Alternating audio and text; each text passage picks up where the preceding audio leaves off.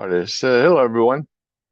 I am working on a quick problem here with my share screen. Let's stop the share and reshare. Hold on just a second.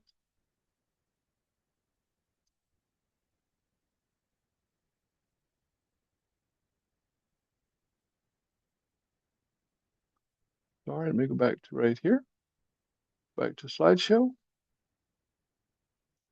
My virtual assistant's out today, so we are doing this on our own, which is always fun. Hello, everyone, and welcome back to another encouraging, inspiring, and including episode of the Achieving Unity Leadership System Weekly Podcast, a dialogue where we help turn complexity into execution, chaos into connection, and our purposes into action. So I'll quickly say that my virtual assistant is out today and will not be joining us. So I'm going to be doing this on my own. It may take us just a few more seconds to get through this. But with the guest I have today, Daniel Aaron, he is still going to make this podcast absolutely fantastic. But I am your host, Mark Entrekin, founder of the Achieving Unity Leadership System, available at www.achievingunity.com, which is dedicated to all leaders, personally and professionally, to improve their lives, their family life, and their business life. We must remember that unity is not a soft skill. It is a leadership discipline. Unity, like leadership, is not optional. It's not emotional. It is intentional. Today, I have the privilege of welcoming Daniel Aaron to the Achieving Unity Leadership Podcast. What becomes possible when we stop simply imagining a better life and begin creating it. Today, Daniel Aaron joins us to explore purpose, vibrant living, and the connection between personal transformation and meaningful action. We will discover how leading ourselves can strengthen how we lead and serve others. But first, before we dive into that insightful dialogue, let me briefly introduce my company, Reality Focused Dynamics, where it all began. As you can see on my slide, Achieving Unity Leadership System Podcast, and please let me know if you have any trouble seeing this, as I'm watching it from my side to make sure that it is showing correctly with the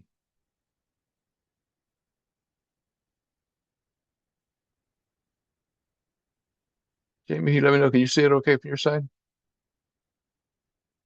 You're there. Watch my screen here. But Achieving Unity Leadership System Podcast is about real conversation. It's about leaders that are navigating division, frustration, and change. Leadership feels harder sometimes than it should. Disconnection is growing. Frustration is draining people and teams. Good intentions are colliding with real world pressure. Unity is not a soft skill. It is a leadership strategy.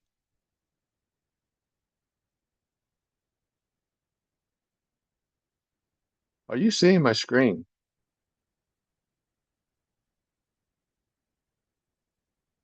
There we go. Now it's showing. My apologies.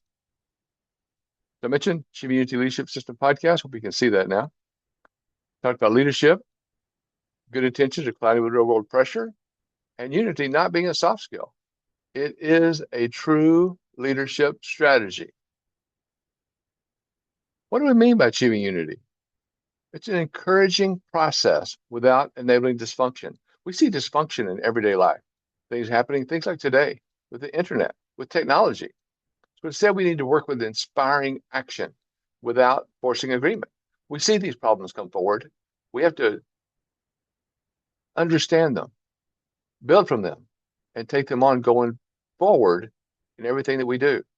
And we want to be including the voices that are all around us, everyone, including everyone, those other voices, while maintaining accountability.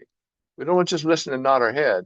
We want to listen and understand because we're building better businesses, better lives, and a better world, one conversation at a time.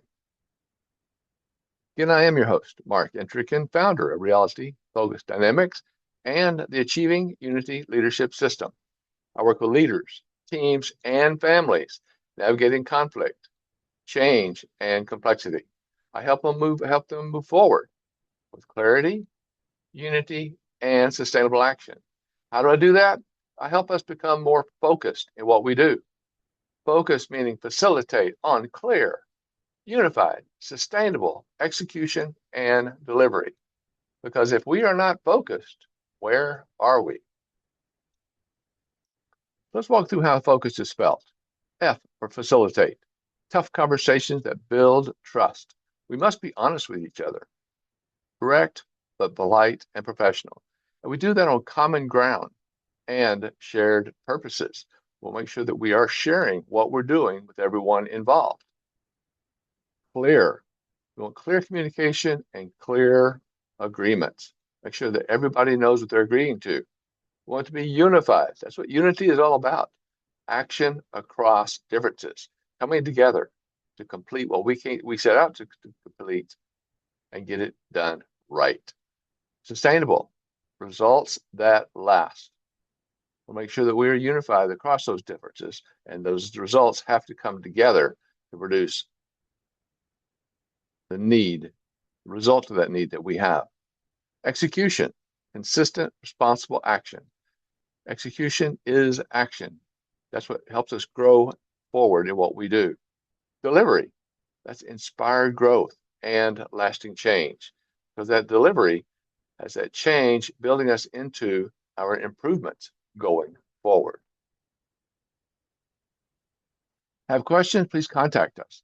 Let's promote clear, unified, sustainable action starting now, starting today. Reach out to explore our coaching, courses, workshops, or speaking engagements to promote unity leadership. Again, it's achievingunity.com.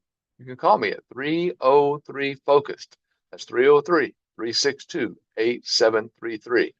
Achieving Unity is the path to stronger relationship, inspired leadership, and lasting change. In today's world of uncertainty, unity is not a luxury.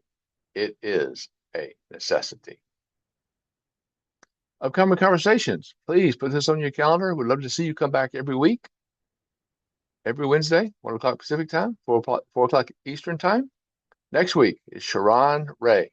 We're going to be talking about mental wellness, routines, and structure. The week after that, Dr. Mort Orman will be here for my 101st podcast. He was here for my first podcast. 100 podcasts later, he's coming back, and we're going to talk about self-improvement, life mastery, and ending unwanted, unneeded anger. The week after that, Marla Press is coming back. He's been on the podcast before, but we're going to talk about those terms, masculinity and femininity. When are they a benefit and when are they not? And what are we going to do? Make sure that we can work together achieving unity. So now let me stop the share and bring on Daniel. Daniel, are you there? I am here and I'm delighted to be All with you, right. Mark. Oh, Daniel, thank you so much. I appreciate it. Good to see you. Good to have you on board. Apologize about the technical difficulties that we're having today. One of those things that just happens. And I know with you in technology, we talked about this earlier. It is something that we just have to plan for and expect to happen once in a while. So Daniel, would you please introduce yourself to our listeners, share who you are, how your journey began, and what led you to your 28 years in this particular work? Yeah, thank you. The biggest problem I see in the world these days is so many people are meh. I call it the cult of meh, right? Or mediocre monotony, as in, I'm just getting by. It's okay. Can't complain. Not too bad. And that's not what we're here for, right? We are here to be vibrantly alive, to be thriving, to live in unity, to live up to our potential. So who I am is a champion for the art of vibrant living, for helping all of us to create lives that are phenomenal.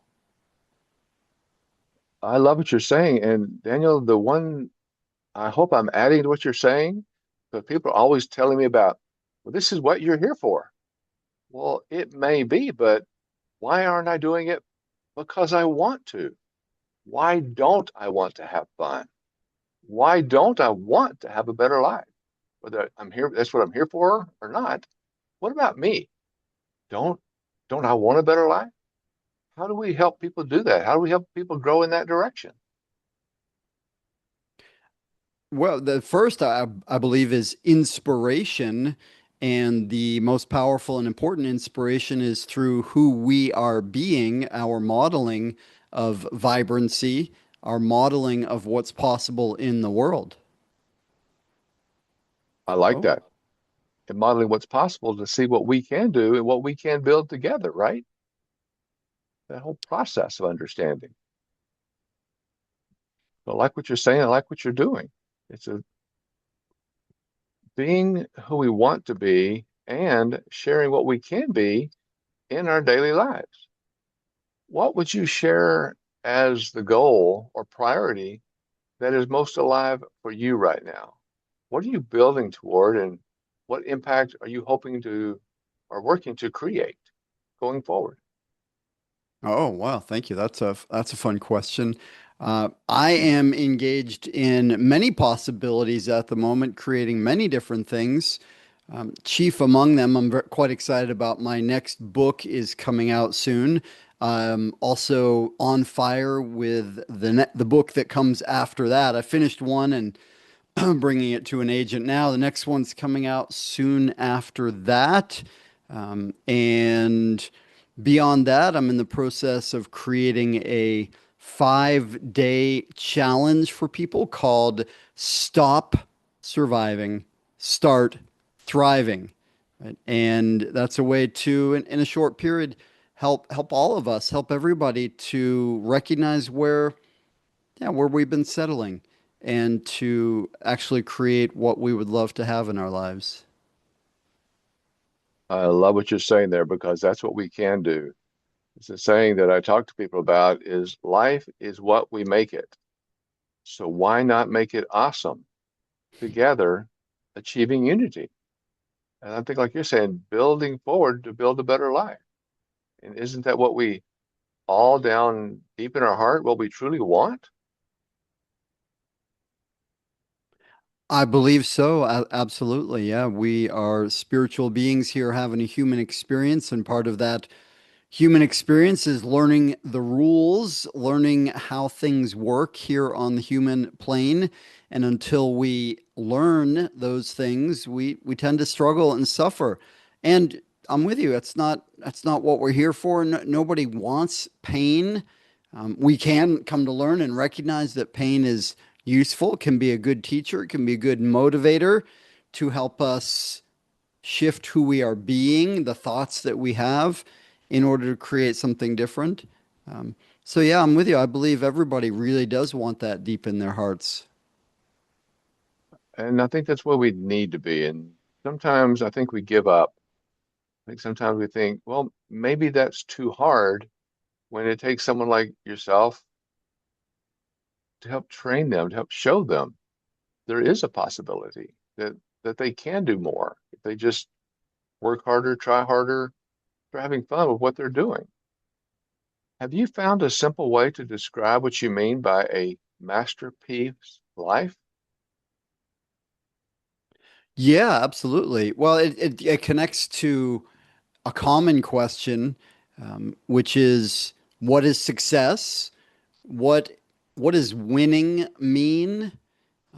And the way I love to define success is and winning is it's progressing, it's moving forward with with your vision, with your life, with the goals that matter to you, right? And I came up with the idea of masterpiece life, and use it in my work in part because I remember seeing a newsreel clip with Gandhi, Mahatma Gandhi, and the reporter said to him, "You know, Mr. Gandhi," and this was far along shortly before he was assassinated, so he's a very well-known figure at that point. You know, Mr. Gandhi, do you have a message for the people?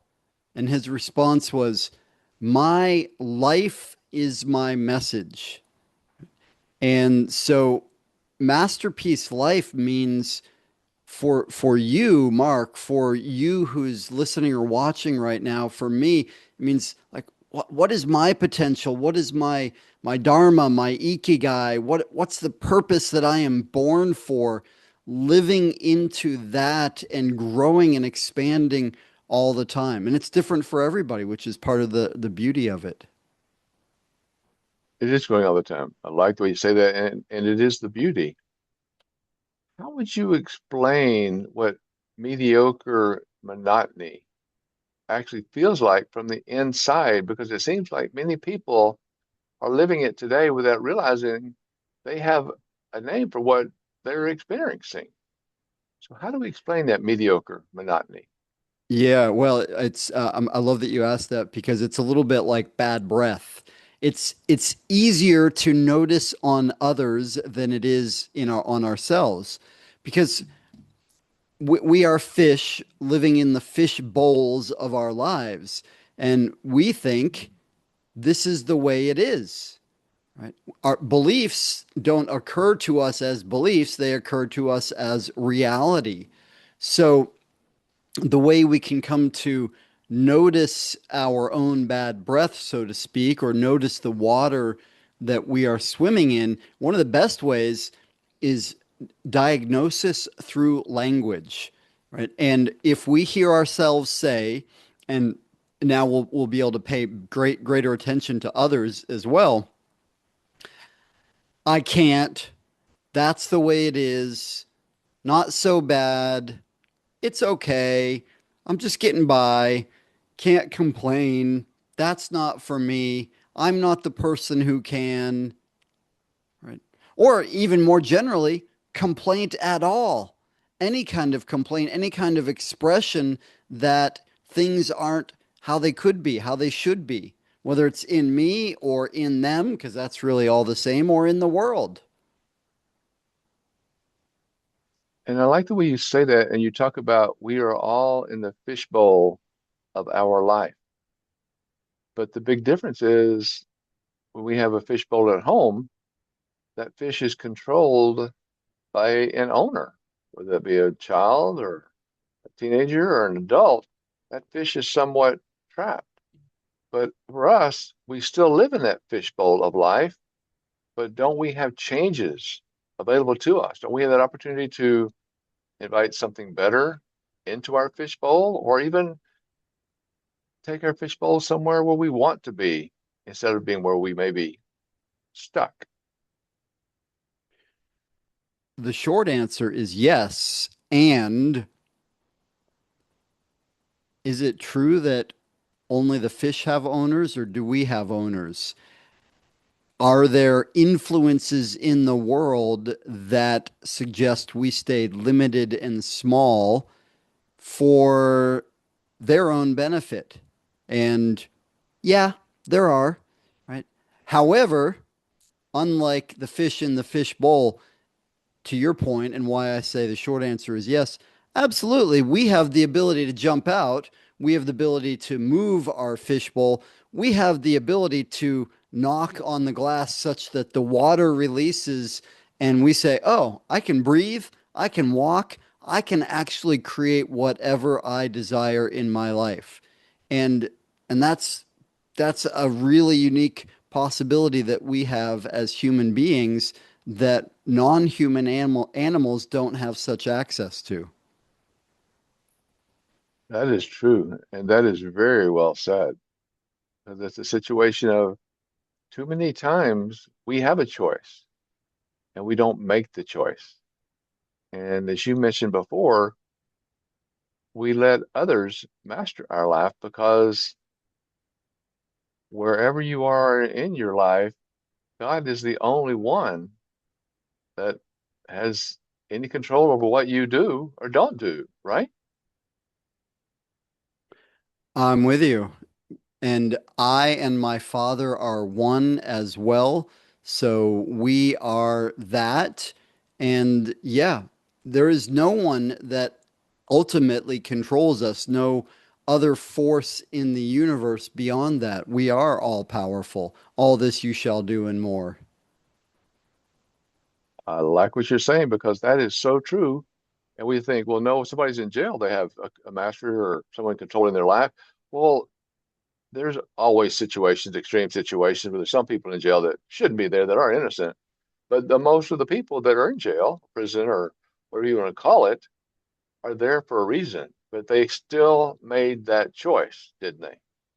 So we do have some situations, minor situations, maybe I should say minor, there may be major situations, but it's that few and far between, because we do have that choice. We work what we choose to work. We make the decision that we need to make. We make mistakes. I joke all the time that I've made more mistakes than anyone, but we still have that opportunity to grow forward with our life, even though it may take longer than we want. But we can make those decisions, can't we? Absolutely. One of my favorite questions is, how did I create that? Right. And when I get clear that I have created everything in my life, which isn't necessarily the ultimate truth, right? It's a perspective, it's a way of looking at it. And I mean it in a pretty radical way, as in, how did I create being in this conversation with you? How did I create that my daughter got upset with me a few months ago and hung up the phone? Oh, that's a result that I didn't want. How did I create that her and I went to yoga class together a couple days ago? Everything, including, how did I create the world economy? How did I create the weather patterns? How did I create somebody tripping on the sidewalk out front of my house? I take it that far, not because it's true. I take it that far because it's an empowering perspective. And when I realize that, that means I have the power to create anything further that I would love in my life. That is so true. The things that we love in life, we are in control of. And there may be take it sometimes it does take time. I'm a huge witness to that. Sometimes we slow ourselves down. Sometimes we put ourselves in that gutter. We've dug that hole in that gutter, but that's one thing about it. The difference between a grave and a gutter is at least you kick the ends out. You can get going, you can do something. It may take a while and it may be a struggle at times, but we are in control and we can do something. We can help improve our lives going forward, even though, especially some of us that are not patient, it takes much longer than we want it to, but we can do it, each and every one of us. Have you found that even people who are successful by every external measure, though, income, title, recognition, can still feel a persistent sense of something is still missing, something is still unfulfilled? Well, yes, of course. Everybody, every human is going to be feeling that on some level, right? There are nuances to what that feels like. However, it's also a trap to say that that's a problem or bad because we are here in physical form, part of the universe that we are in and connected to and made of for the purpose of expanding and growing. I don't like the word enlightenment because it implies a binary choice. I was dark and now I'm light, right? And it also implies an end point. And that's not how it is here. There's always more, right? The art of vibrant living, the art of having an incredible life includes, well, I can be grateful for loving what's in my life now and eager for more, desiring more. Now that can be a slippery slope also because desiring more for a lot of people, and sometimes this is especially a trap for people that are quite successful achievers, is Yes. uh, I should be here, I should be there, I should be there. I'm not good enough yet. I haven't made this much money, and that can turn into it's all that, and there isn't the gratitude there, and it can become an identity that is painful and creates suffering. I'm glad you mentioned that, and I like the way you call it an identity because it's something that we identify with. But a lot of the people that I work with, it's called frustration. Because a lot of times we have frustrations, some of what we saw today. And needless to say, I was frustrated with technology and how I get Zoom working from this position, how I get my cameras set up, and things I didn't know. There's frustration there, but how I allow that frustration to impact what I do, the emotions that I have. And it'd be easy to say, well, I hate that, and that's not fair, and oh, there's something else causing all this, and why me? Instead, we can also say, here's what we have today, here's what we plan to do, and here's how we're going to make it happen the best way we can. And that's what we can do to get vibrant living in our life too, can't we, Daniel? Absolutely. And so a parallel question to the one I spoke of earlier, how did I create that, is given what is or given what's happened, what would I love to create now? Because of course there are circumstances, there are changes, there are eventualities that we were not expecting, some of which we wouldn't have scripted, would prefer didn't happen, right? So yeah, that there comes a place where the unexpected happens and we have a choice. We could say, "Oh no, shoot, that's not what I wanted." Frustration grows bigger, complaint, or say, "Okay, I am present to what has happened." It's what Nietzsche called amor fati, right? I love fate. This is the fate. And the other option is say, "Okay, I love that. Now what? Now I'm a creator. What would I love to create next?" I'll give you an example. Is that okay? Please, I'd love to hear. I love examples. Yeah, my my relationship with my daughter is fresh in mind. She just finished a gap year after high school, and she's about to start college. She was away, and I just saw her a couple days ago for the first time in a few months. And we were at a yoga class together, and How fun. the teacher is a friend of mine and said, where do y'all live?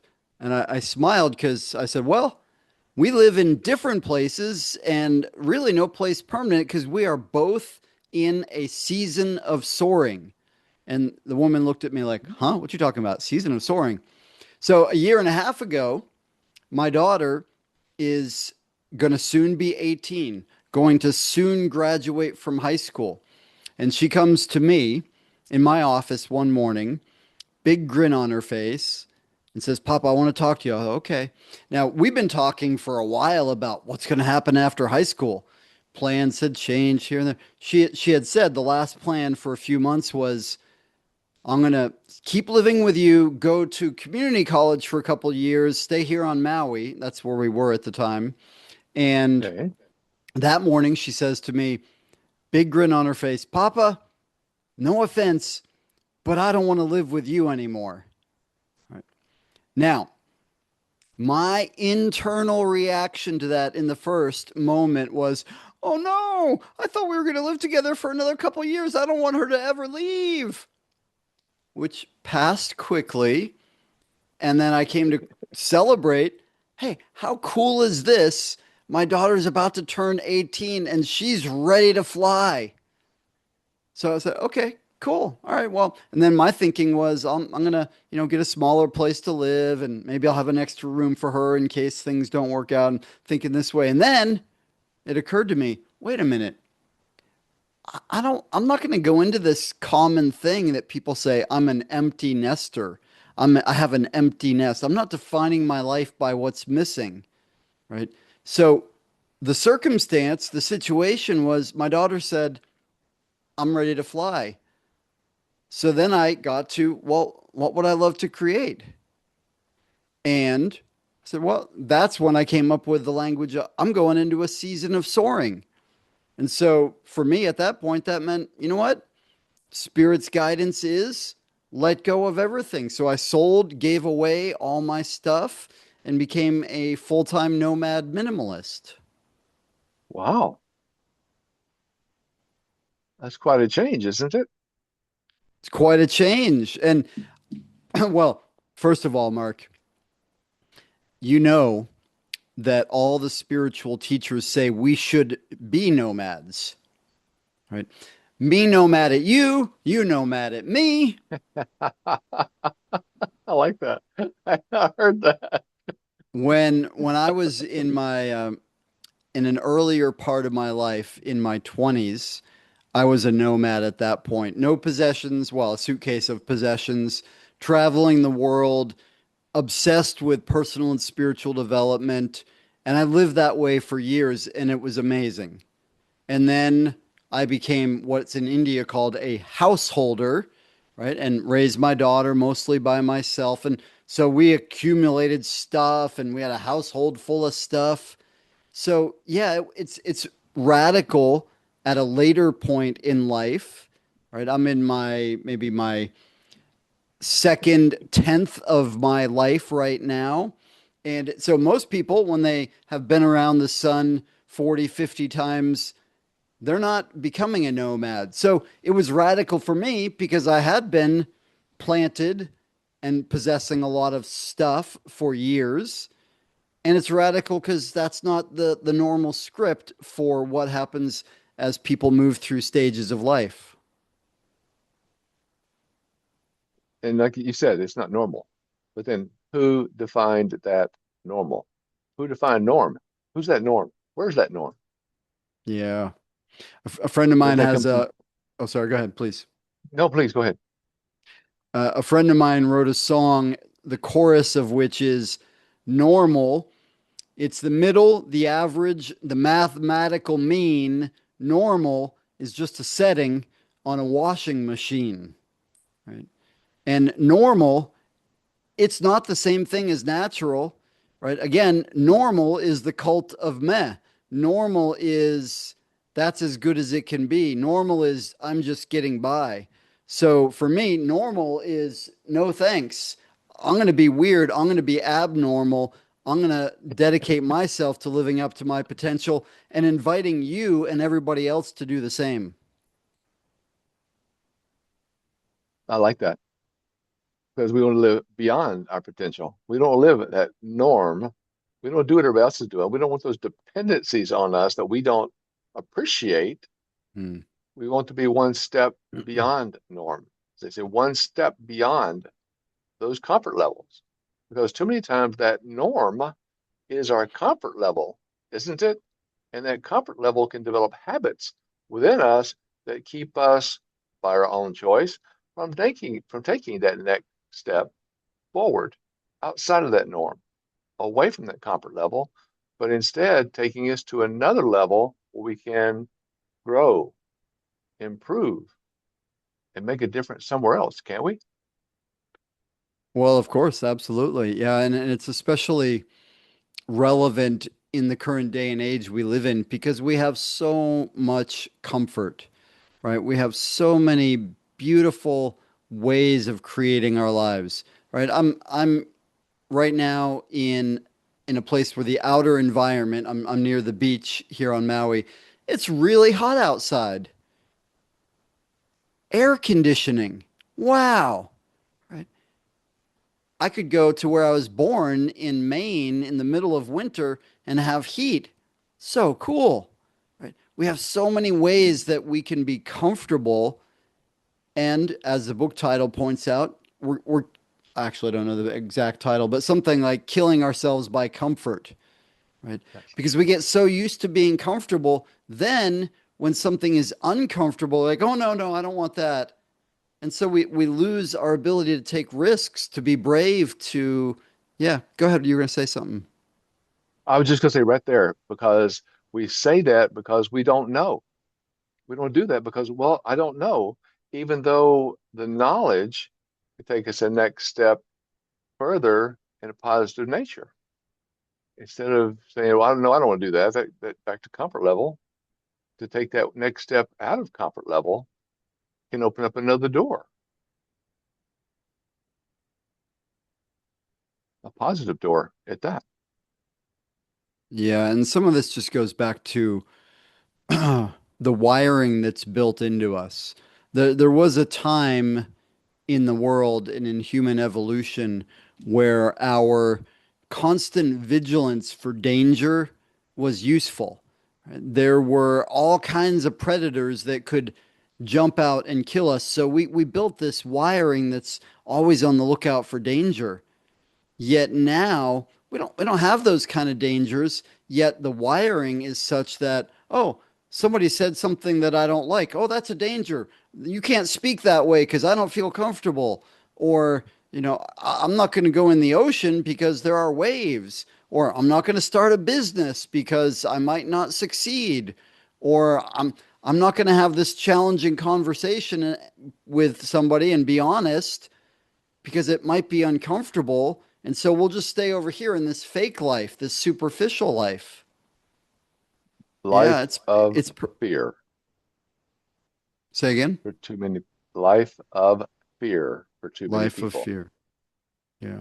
That's Yeah. the scary part because, as I've trademarked, fear is only the false evidence about reality. Because that thought that, like you're saying, go out into the water, you're in Maui, are there sharks? Do they ever come into this water? I don't know where you are, but there are people that surf out there all the time with no problem. People out there in the water that don't have a problem. And I feel for people who have been in those accidents. But as I mentioned at the first of this podcast, there's going to be exceptions. There's going to be those extremes on either side. But when we have that fear of going into water because we saw in the news somewhere that a shark came by somewhere near some person or hurt some person, we all of a sudden grab that. And even though there may not be sharks or maybe it's jellyfish, maybe it's something else, there are things to watch for, but being able to understand that and know what that is and not just carry that fear with you, that false evidence about reality, but instead taking us out of that comfort level and saying, yes, I will go in the water, but I will also be careful. Absolutely. And it's worth pointing out fear is it's not the devil, it's not horrible, it's part of being human. Like I don't like the concept that's promoted sometimes of be fearless because because fear is an indicator. It's part of how we are wired and part of how we live. There's nothing wrong with fear. Again, it can be a great teacher. It can be a great motivator.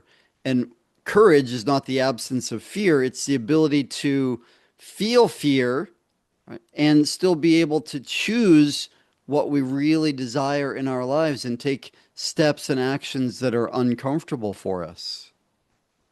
Yeah. And that is what you said good right there, that courage is only understanding the situation, which is reality. False evidence about reality, because as I talk about fear, it's okay to be knowledgeable. It's okay to be careful, but don't have a fear of something that we don't know about. I'm not going to get in that water because something might happen. Well, do you get in the car and drive down the street? My gosh, the number of automobile accidents in a day all around the world. We need to be thinking about what is fear and what is knowledge. And if we're going without knowledge, I guess that could create fear, but that's that false evidence about reality. Because if you know more, you understand your realities, not perceptions, but the reality of the situation, couldn't you? Um, I'm with you. I didn't quite catch the question. Can you say it in a different way? Well, it's just that same thing about what you're talking about, not going into the water. And we have perceptions. But when I talk about fear, you mentioned courage. The courage is to learn more and know more. So you have that reality understood. So if there is sharks or jellyfish or something else in that water to be careful of, know about them, but don't have an unknown or misunderstood fear because of lack of knowledge. Instead, learn about it, build your reality, and be able to go forward, get into that water. Don't be fearful, but be prepared and be knowledgeable. Can we do that? Well, I'm with you on that, and of course that's wise is to look at, okay, what am I afraid of, and what's the reality of the situation out there? Uh, Even more important, though, is to look at where's the fear in me? What's causing that fear inside me? I'll give you an example. I was just speaking with a client of mine who's a very talented artist, and he has this desire to sell more of his art, to create bigger art, to share this art with more people. And it's a great service for the world for him to do that. And I'm empowering him to do it to grow his business and his influence with it. And every time there is an opportunity for him to go someplace where there are more people to share about his art, to talk about his art, he has this fear come up in him of, oh, I don't want to do that. It's like, oh, well, okay, so why?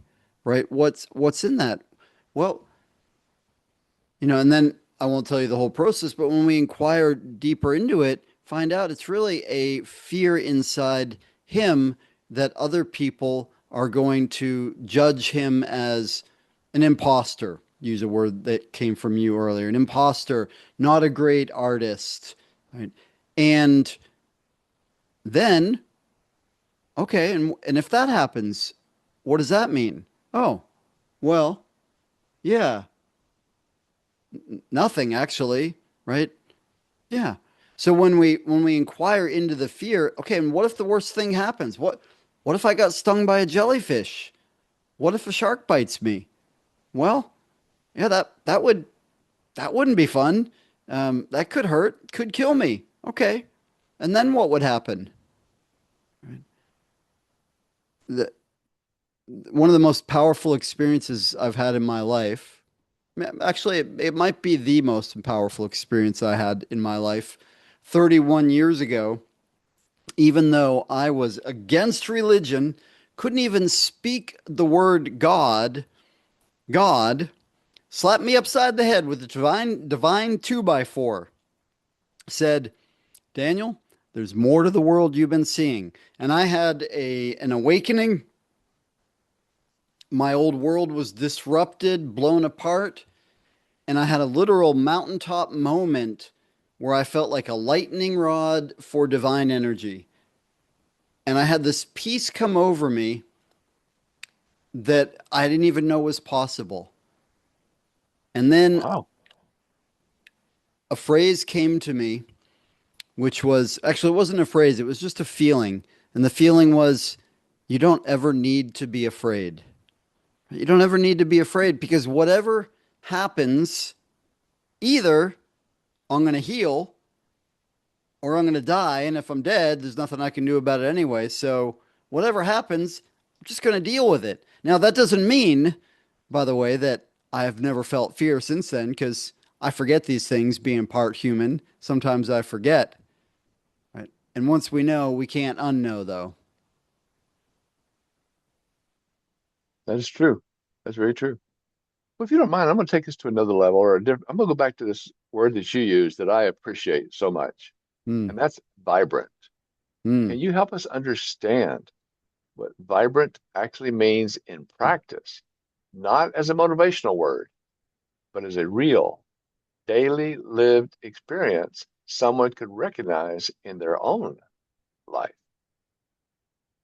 What does vibrant actually mean in practice? Okay. I'll give you a quick story as an illustration of that.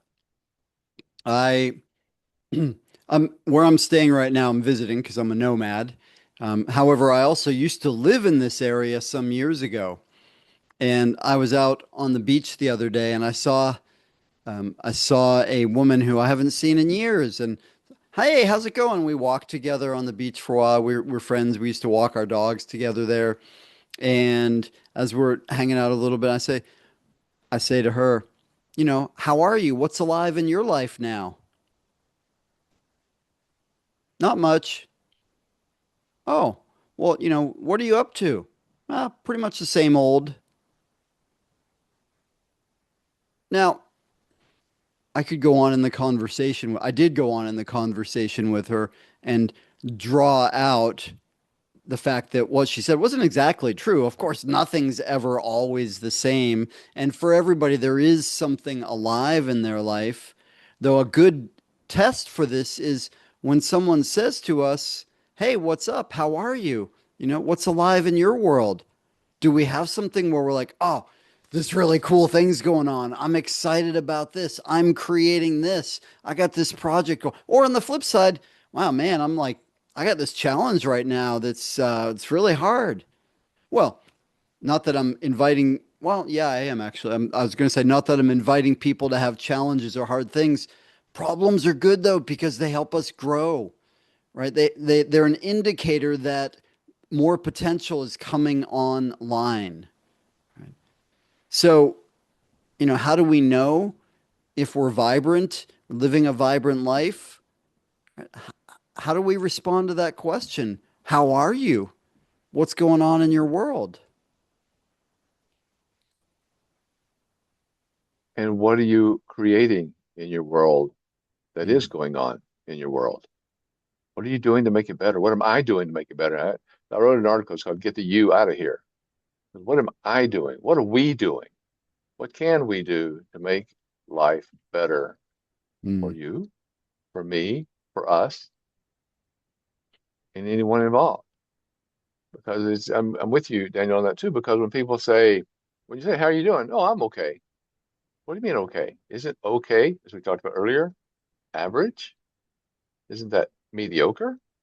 What are you doing in life that's fun? Go ahead and tell me. And sometimes people say, "Well, okay," then they will tell me something good. But a majority of the time, "Oh, nothing." And this is not the words they say, but it comes down to, "Oh, I have bills to pay, have a spouse that's this, have a child that's that." And they always think about the negative. They're always looking for something wrong. How can we help with that vibrancy? I think in some ways that you're talking about, how can we help people think about those positive things more and not think about the negative as much? Well, again, my response goes back to it's who we are being. For me, it's who I am being. And when I am living my life on fire, right? There's a great quotation from Leonard Cohen, the songwriter, and he said something like, "Poetry is just the ash on a well-burning life." So Ooh. poetry or vibrancy or having an influence on others, helping them to be more vibrantly alive, that is an out picturing, that's an outcome of me living that way. And some small ways that that shows up just on a daily basis is when I see people, one of my first questions often is, "Hey, what are you celebrating today?" Another small way it shows up in my life is people say to me, "How are you?" And I say, "Oh, I am so good, it's absolutely ridiculous."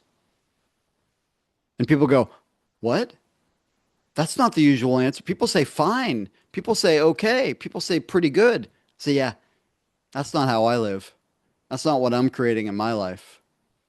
And I'm not putting it on. I mean, there are times when people say to me, "How are you?" And I'm like, "Wow, I'm really sad right now."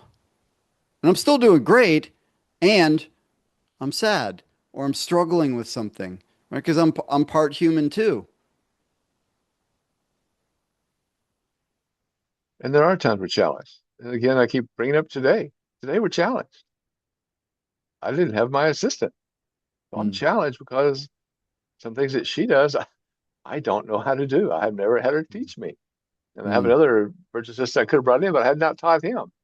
So what today's challenge did was taught me what I need to do to prepare for next time so this doesn't happen again. Yeah. And isn't that part of that growth? Getting out of that comfort level, thinking things are going to be the same? How are you? Oh, okay. No, things aren't okay because I've got things to do now.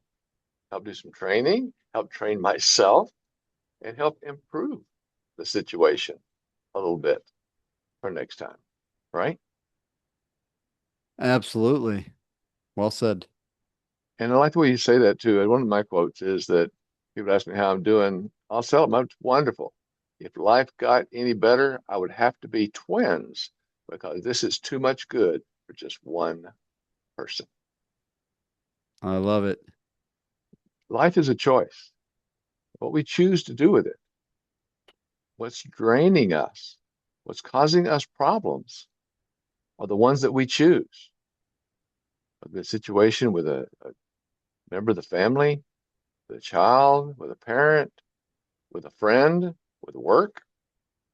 A lot of times it comes down to that communication. And I see some of that coming from your vibrancy, that ability to ask those questions and create conversation, that collaboration, and take it to that next level. Maybe you can share with us a little bit. Would you share how someone can tell whether a goal that they're chasing reflects their genuine purpose or expectations, which are very important, that they have quietly accepted from someone else? Can you share how someone can tell whether a goal that they may be chasing reflects their own genuine purpose or their own genuine expectations that they have quietly, though, accepted from someone else? Hmm. I think one of the first thing that comes to me related to that is to really ask ourselves why, right? And I do this with clients all the time. Like, because my favorite question and that I speak with clients all the time is, what would you love to create today? And what's fascinating is when I work with clients in the beginning, oftentimes I say, what would you love to create today? And they say, well, I'd like to create. I say, oh, did you see that? Did you notice that? Like what? It's like, well, I said, what would you love to create? And you said, what I'd like to create. Do you notice the difference? What's the difference? How does that feel in your body? Because a lot of times, what we would love to create doesn't even feel safe. That's too big. I'm not worthy of that. It's impossible. Right? Well-meaning people have told us, lower your expectations. Be realistic. I don't want you to get hurt. So when we ask ourselves, what would I love to create? That's got a different energy. It's got more energy to it. It accesses the heart. That's compelling.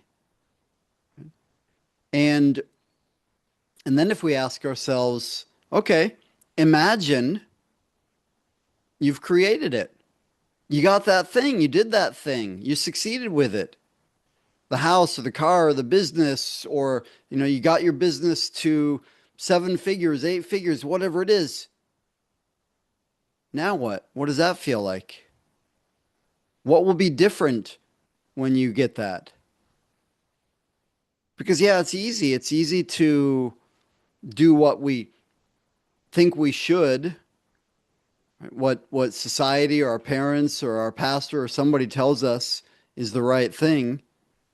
It's easy to follow that. It's a genuinely challenging thing for a lot of people to get to what do you really desire?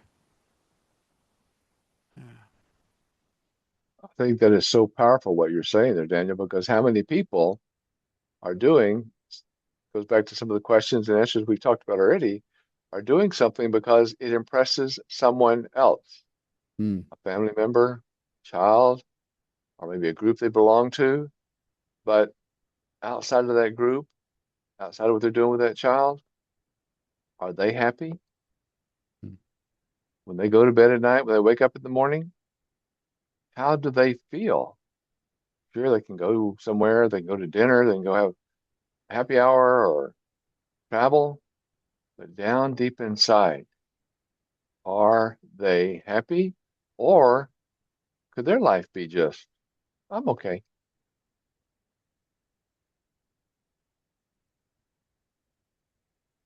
I think it's These are something we all need questions to that, learn. Go ahead, say please. again, sorry, go ahead. I think it's something we all need to look at in our lives. And when I think about you and again that vibrancy, like you just mentioned, what do you like? What do you love?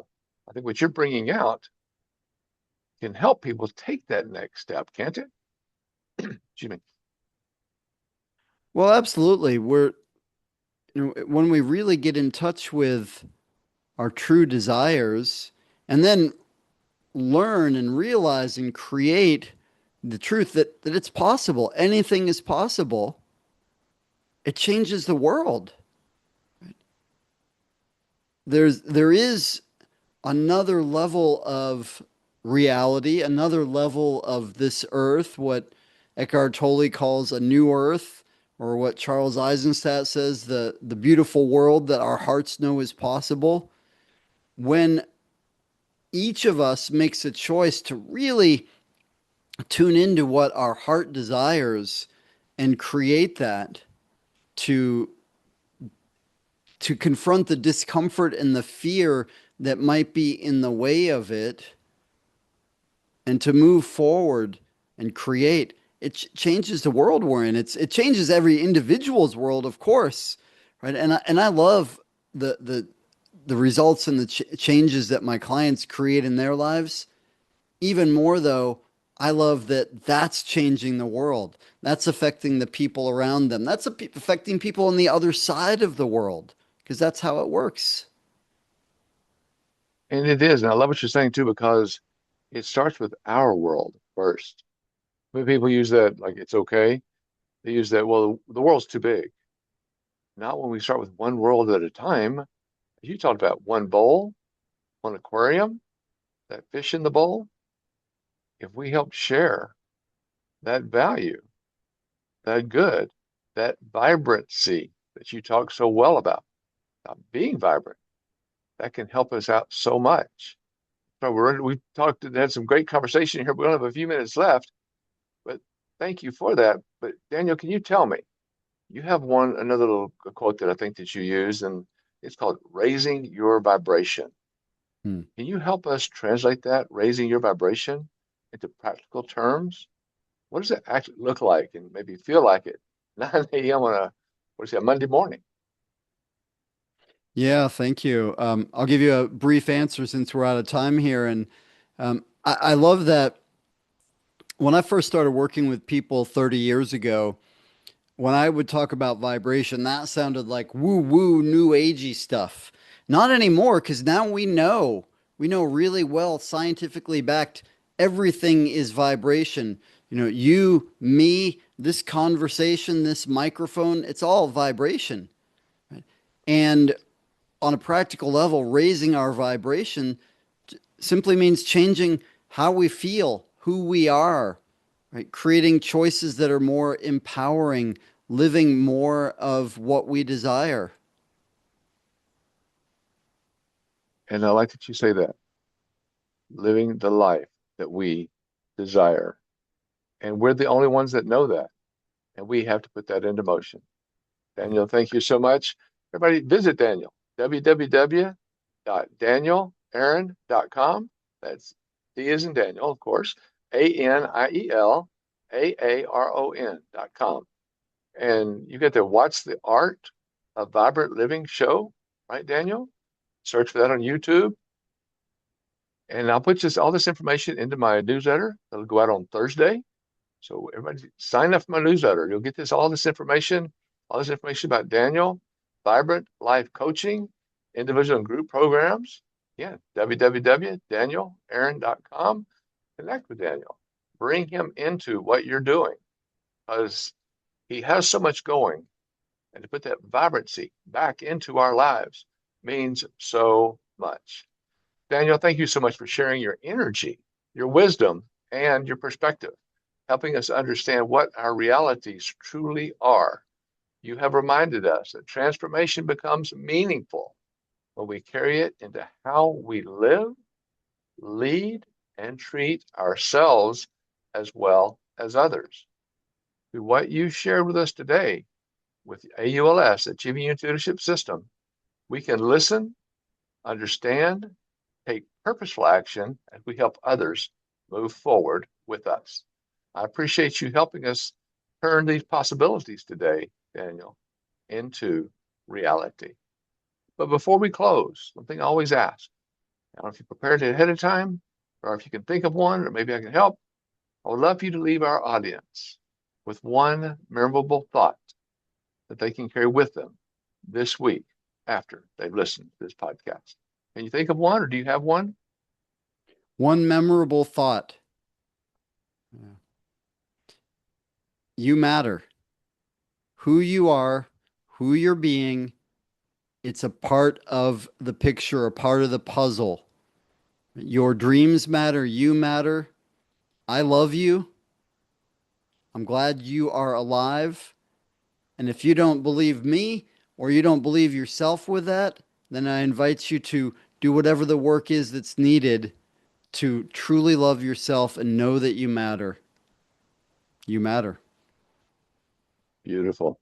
Daniel, that's awesome. And again, www.danielaaron.com. For further conversation, communication, get in touch with him because in every conversation, one thing becomes clear. Real change, improvements in our lives happen when people come together with purpose and when vision meets action. Daniel, thank you again so much for being here. I appreciate it. This podcast will be available on Saturday. It'll actually be available Friday afternoon in the US Central Time. So go out to YouTube /at Mark Entrekin before the close of business on Friday. Or when you wake up on Saturday morning, you have your coffee or your beverage or whatever, watch this video. Watch it again. Give us feedback. We'd love to hear more from you. As Achieving Unity continues to resonate with you, follow that feeling. Reach out and connect with me. www.achievingunity.com, markentrican.com. Call me 303-362-8733. And I hope you'll always remember, as you become more focused in life, that 303-362-8733 is the same as 303 focus. Let's get there. Let's be there. Let's take focused forward. Thank you all. Thank you, Daniel, for your message and for helping us understand that when purpose becomes action and when individual growth becomes shared growth, we begin to live with purpose, lead with intention, and turn possibility into reality, personally and professionally. Any heavy last words? Thank you, Mark. What a great Oh, service you're doing for everybody. I appreciate being with you. Thank you. thank you. I appreciate you being a partner and us working together to take this forward. Until next week, this is Mark Entrekin with the Achieving Unity Leadership System, reminding us all that life is truly what we make it. Let us thank Daniel one more time as we continue to help everyone around us feel seen, heard, and supported in everyday moments, the moments that truly matter, make life awesome together in unity. Hope to see you all again next week with our next step in remembering unity is not a soft skill. It is a leadership discipline. Till then, All cheers. right. Bye.